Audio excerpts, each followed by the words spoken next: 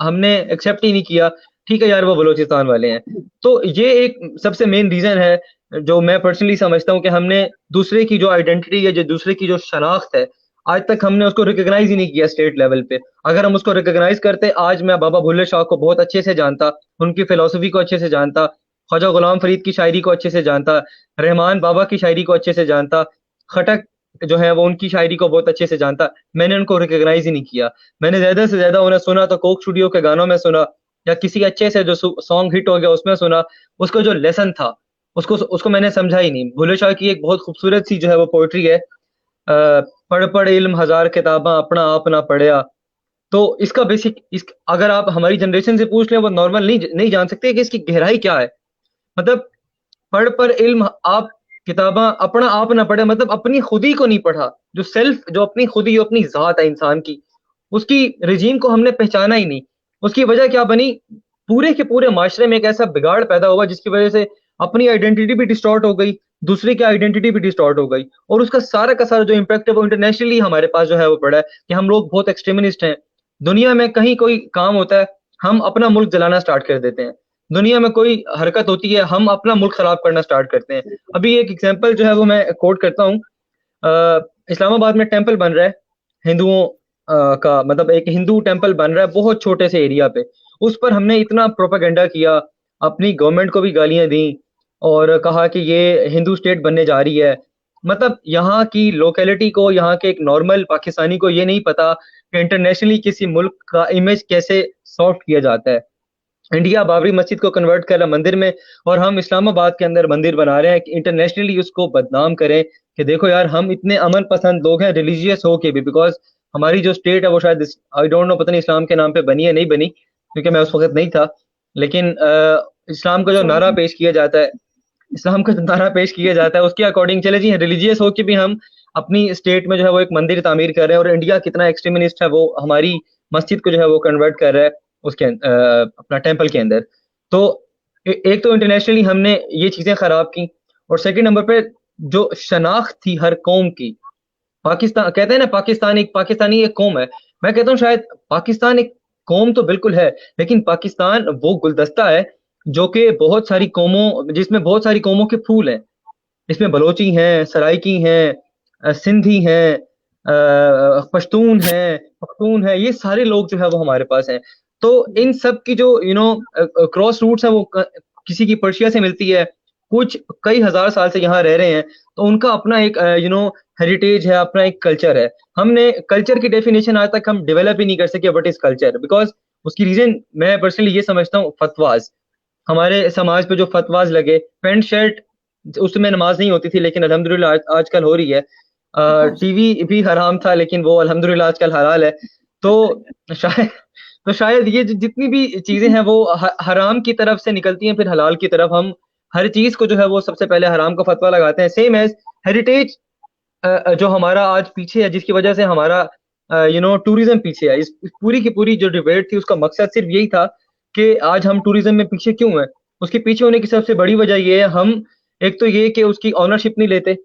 हम मतलब for example अगर ये टेंपल है, ये मेरा नहीं है, क्यों? मुझे बचपन से ये सिखाया कि हिंदू तो हमारे दुश्मन है, अहमदी ओ वो तो काफिर हैं, और बुद्ध उनके साथ तो हमारी बनती नहीं, बुद्धिस्ट लोग तो ये हैं। मतलब मैं अपने बच्चों को बचपन से जहन में ये बात डाल रहा हूँ।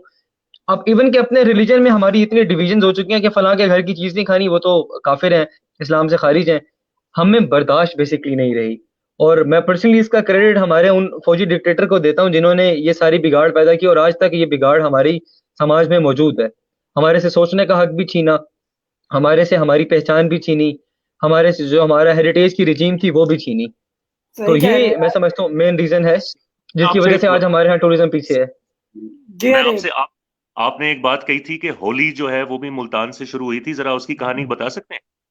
सर बिल्कुल सर, होली मुल्तान में स्टार्ट हुई थी। बेसिकली एक किंग थे जिनके नाम पे मुल्तान, सबसे पहले जो मुल्तान का नाम था वो था हरना कृषभ, उनका नाम था। उनके नाम पे मुल्तान का नाम था कशबपुर। कशबपुर के बाद मुल्तान का नाम हुआ सनबपुर। उसके बाद परहिलातपुर। परहिलात जो था वो बेसिकली हरना कृषभ का बेटा था। वो पहला इंसान था इस पूरे रीजन में जिसने कहा था कि गॉड इज वन। उसका बाप बेसिकली खुद को खुदा कहता था। तो उसने कहा कि मैं अगर तुम खुदा हो ना, तो तुम तो मतलब इतने कमजोर हो, गर्मियों में तुम कश्मीर भाग जाते हो और सर्दियों में तुम यहाँ आ जाते हो। तो बेसिकली उसके उसके नाम से दो शहर बने, एक कश्मीर और एक कश्मोर, जो सिंध में है और कश्मीर अपर साइड पे है। तो उसने कहा कि अगर तुम गॉड हो तो तुम्हें तो नहीं जाना चाहिए ना, मतलब तुम तो अब मौसम को अपने मुताबिक कन्वर्ट करो। तो उसने कहा कि तुम मेरे बेटे हो, लेकिन मैं तुम्हें ये बात नहीं कह रहा, क्योंकि उस वक्त जब लोग आते थे तो बादशाह को ताजीमन सजदा किया जाता था। तो उसने कहा कि ये आप गलत कर रहे हैं। ये सेम स्टोरी है जो हम मेसोपोटामियन सिविलाइजेशन में इब्राहिमिक रिलीजन जहां से स्टार्ट हुआ उसकी अकॉर्डिंग जो है वो सुनते हैं। उसने कहा गॉड इज वन, मैं नहीं जानता खुदा के बारे में, लेकिन तुम खुदा नहीं हो, क्योंकि अगर तुम खुदा होते, तुम गर्मियों में वहां ना जाते और सर्दियों में यहाँ ना वापस आते। तो उसने कहा कि ये तो मेरा बिजनेस जो है वो खराब कर रहा है, लोग मुझे जो है वो पूजना छोड़ देंगे, मेरे स्टैचू को सजदा करना छोड़ देंगे और मेरी सारी अय्याशी खत्म हो जाएगी। तो उसने कहा कि इसको जला दो, इसको मार दो, कुछ ना कुछ। उसकी फुप्पो ने सुजेस्ट किया, जिसका नाम था होली। उसकी फुप्पो थी, बेसिकली बादशाह की सिस्टर थी। तो उसने आग जलाई वहां पे। बच्चा था बेसिकली वो 5-7 साल का ना, बोलना स्टार्ट किया था उस बच्चे ने। उन्होंने बच्चे को उठा के आग में जो है वो डाल दिया।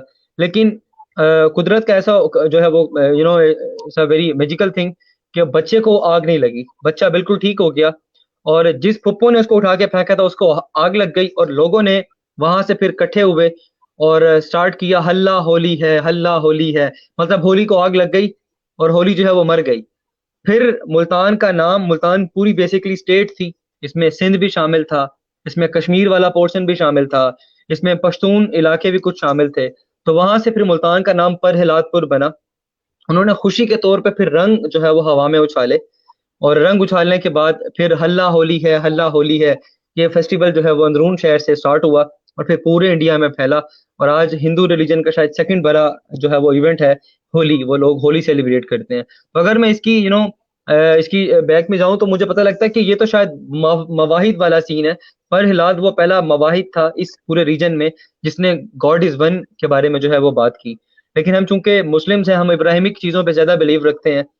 तो शायद हमारे हमारे नज़दीक वहाँ से जो है वो एक खुदा का कॉन्सेप्ट है, जबकि हमारे अपने मुल्तान में, मेरी इस मिट्टी में, मेरे इस शहर में जो है वो खुदाए वाहिद के बारे में जो है वो 7,000 साल पहले बात की गई थी।